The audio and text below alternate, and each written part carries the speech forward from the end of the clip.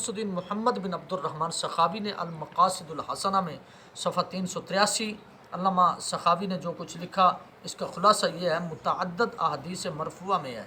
جس نے یہ عمل کیا اس کی آنکھیں کبھی نہیں دکھیں گی، مگر ان احادیث مرفوعہ کی سند صحیح نہیں۔ دیکھیں میں پوری عبارت ایمانداری کے ساتھ عرض کر رہا ہوں تاکہ یہ کل کو کوئی بات اس طرح کی نہ کرے، اور ویسے بھی ہمارا حق بنتا ہے حدیث کے بارے میں اس طرح کی، جس طرح کے اصولیات اہل سنت و جماعت میں ہے یہ اسی طرح ہے۔ اس عبارت کا مفہوم یہ ہے، اس باب میں احادیث موقوفہ کی سند صحیح ہے اور احادیث مرفوعہ کی سند ضعیف ہے۔ واضح رہے کہ فضائل اعمال میں وہ احادیث بھی معتبر ہوتی ہیں جن کی سند ضعیف ہو۔ علامہ شامی لکھتے ہیں ان احادیث کا علامہ جراحی نے ذکر کیا اور طویل بحث کیا ہے، پھر کہا ان میں سے کسی حدیث مرفوع کی سند صحیح نہیں، اور بعض علماء نے لکھا، علامہ کاستانی نے اپنی کتاب کے حاشیہ میں، یہ عمل اذان کے ساتھ مختص ہے اور بسیار تتبع اور تلاش کے باوجود اقامت میں اس کے متعلق نقل نہیں مل سکتی۔ رد المختار جلد 2 صفحہ 62 اور 63 دار احیاء التراث العربی بیروت کے اندر یہ کتاب چھپی۔ علامہ احمد طحاوی رحمۃ اللہ علیہ نے بھی یہ عبارت الدیلمی نے مسند الفردوس کے اندر حضرت ابو بکر صدیق سے مرفوعاً ذکر کیا ہے، جس نے مؤذن اشہد ان محمد رسول اللہ سن کر اپنی شہادت کی انگلی کے باطن کو بوسہ دینے کے بعد اپنی آنکھوں پر رکھا اور یہ کہا، میں شہادت دیتا ہوں سیدنا محمد رسول اللہ صلی اللہ علیہ وسلم اللہ کے بندے اور اس کے رسول ہیں، اور میں اللہ کو رب مان کر راضی ہوں اور اسلام کو دین مان کر سیدنا محمد صلی اللہ علیہ وسلم کو نبی مان کر راضی ہوں، تو اس کے لیے میری شفاعت حلال ہوگی۔ اور اسی طرح حضرت خضر علیہ السلام سے بھی منقول ہے، اور اس طرح کی حدیث فضائل اعمال میں عمل کیا جاتا ہے۔ حاشیہ طحاوی علی مراق الفلاح جلد 1 صفحہ 287۔ مولانا علی بن سلطان محمد القاری علامہ سخاوی نے کہا انگوٹھے چومنے کے متعلق احادیث مرفوعہ کی اسانید صحیح نہیں ہے، یعنی حسن یا ضعیف ہے۔ ملا علی قاری اس کے جواب میں فرماتے ہیں، جب سند صحیح سے ثابت ہو گیا کہ حضرت ابو بکر صدیق نے اذان میں انگوٹھے چومے ہیں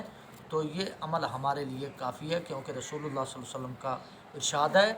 میری اور میرے خلفائے راشدین کی سنت پر عمل کرو۔ تو یہاں ان حوالہ جات کو پڑھ کر ثابت یہ ہوتا ہے کہ رسول اکرم صلی اللہ علیہ وآلہ وسلم کے نام مبارک کو آتے ہی آپ کے نام پر انگوٹھے چومنا اور اپنی آنکھوں پر لگانا یہ عمل مستحب ہے بوجہ حدیث ضعیف ہونے کے۔ جب جو ہے یہ مستحب عمل ہے تو پھر ہمارا یہ تک نہیں بنتا، اور پھر ایسی روایات یا ایسی آیات مبارکہ پڑھنا، ام اتخذوا آلیۃ من دون اللہ، اس طرح کی آیات مبارکہ پڑھ کر جو بتوں والی آیات مبارکہ ہیں وہ ولیوں پر فٹ کرنا، کبھی داتا صاحب رحمۃ اللہ علیہ پر فٹ کرنا، اور کبھی حضور غوث اعظم رضی اللہ تعالیٰ عنہ کی ذات والا صفات پر فٹ کرنا، تو یہ بہت بڑی اس کی احمقانہ کوشش ہے، اور احمقانہ کوشش کے باوجود یہ بہت جو ہے بہت بڑا احمق انسان ہے جو کہ بتوں والی آیات جو بیان کرتا ہے۔ حضرت عبداللہ بن عمر رضی اللہ تعالیٰ عنہ نے اسی بخاری کے اندر آپ کی روایت موجود ہے، حضرت عبداللہ بن عمر نے جو ارشاد فرمایا تھا، اولئک شرارهم فی خلق اللہ، یعنی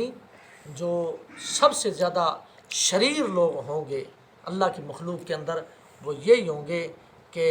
جو آیات مبارکہ بتوں پر نازل ہوئیں اور بتوں کے بارے میں نازل ہوئیں، وہی آیات مبارکہ اٹھا کر اللہ تبارک و تعالیٰ کے پیارے اور پاکیزہ بندوں پر منطبق کرنا، فٹ کرنا، یہ بہت شریر لوگ ہیں۔ تو حضرت عبداللہ بن عمر رضی اللہ تعالیٰ عنہ کی زبان مبارک سے بھی ثابت ہو گیا، اور بھی کثیر روایات کے اندر قرآن پاک کی تفاسیر پڑھ کر دیکھیں تو یہ انسان حضرت عبداللہ بن مبارک رضی اللہ تعالیٰ عنہ کی، حضرت عبداللہ بن عمر کی زبان مبارک سے بھی ہے کہ یہ بہت شریر انسان ہے اور یہ شرارت کرنے والا ہے۔ اللہ تبارک و تعالیٰ اس کی شرارتوں سے امت مصطفیٰ صلی اللہ علیہ وآلہ وسلم کو محفوظ فرمائے، اور اللہ تبارک و تعالیٰ نبی پاک صلی اللہ علیہ وسلم کی امت کو اس کے فتنے اور اس کے شر سے محفوظ فرمائے۔ حق اور سچ عقیدہ اہل سنت ہے۔ اللہ تبارک و تعالی اہل سنت و جماعت کے عقیدہ پر ہمیں چلنے کی توفیق رفیق عطا فرمائے۔